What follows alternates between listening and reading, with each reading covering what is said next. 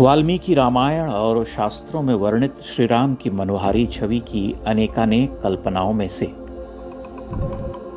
Artificial intelligence के सहारे कोई एक छवि गढ़ना कुछ वैसा ही है जैसे सागर में कूदकर सबसे सुंदर मोती चुन ले आने का दावा करना।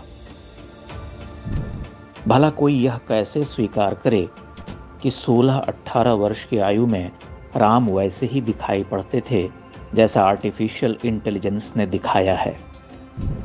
कैसी अनन्य साधारण बात है कि राम की जैसी छवि मेरे मन में है वैसी ही छवि मेरी पत्नी के मन में नहीं होगी, मेरी माँ के मन में भी कोई अन्य छवि होगी। इसी तरह से करोड़ों करोड़ हिंदुओं ने युगों युगों से उनकी अनन्य छवियां बनाई होंगी, फिर किसी एक छवि को सत्य कैसे मान लिया जाए। दरअसल इस छवि को स्वीकृत करने में बड़ा संकट दिखाई पड़ता है। पहली बात तो यह कि वह छवि सुंदर होकर भी अनुपयुक्त बेमेल सी प्रतीत होती है। एक आधुनिक सिनेमाई चॉकलेटी सा चेहरा सामने आता है जो राम तत्व के उदात्त स्वरूप के आसपास भी नहीं ठहरता। और भला कोई गढ़ी हुई छवि उस पूर्णता को कैसे प्राप्त करे जिसके लिए हम शतियों से अपनी कल्पना और सृजनशीलता में डूबे हुए हैं, फिर भी किसी एक रूपाकार पर सहमत नहीं होते। वाल्मीकि के राम कालिदास के राम नहीं, कालिदास के राम भवभूति के राम नहीं, भवभूति के राम कंब के राम नहीं, तुलसी के राम इन सब के राम नहीं, निराला के राम तुलसी के राम नहीं। और हम कोटि कोटि जनों के कोटि कोटि राम हैं।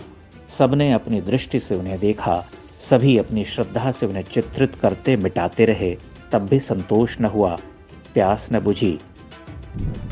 अब कोई अचानक यह कह दे कि लो यही तुम्हारे राम हैं।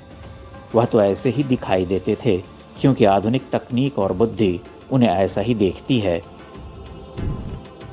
तो युगों युगों से हमारे देखे अनदेखे राम का क्या होगा? उस राम का क्या होगा जिन्हें हम अपनी इच्छा से रूप देकर हृदय में बसाते रहे, तब भी कोई रूप न दे सके। रामायण पर बने हर फिल्म और टीवी धारावाहिक यहीं चूक जाते हैं। भला उस राम को कोई कैसे रूप दे जिन्हें रूप देने में महाकवियों में कोई एक मत न हुआ। रामायण धारावाहिक की लोकप्रियता इस बात में निहित नहीं है कि वह अरुण गोविल को राम रूप में स्वीकार करवाती है, बल्कि उसकी लोकप्रियता राम तत्व की दिव्यता के निरूपण में है। भारत का एक विशाल समाज पहली बार अपने घर और पड़ोस में राम कथा का फिल्मांकन देख रहा था, वह भी धारावाहिक रूप में। उस रामायण के बाद टीवी पर बनी कई राम कथाओं को वैसी लोकप्रियता नहीं मिली। मांसल हृष्टपुष्ट राम भला में क्यों भाएं, और कोमलांगम राम को कौन रचे, कैसे रचे, राम तत्व का सिनेमाई निरूपण संभव नहीं है। इसीलिए राजा रवि वर्मा से लेकर सैकड़ों छोटे बड़े चित्रकारों के बनाए राम से हमारा मन नहीं भरता।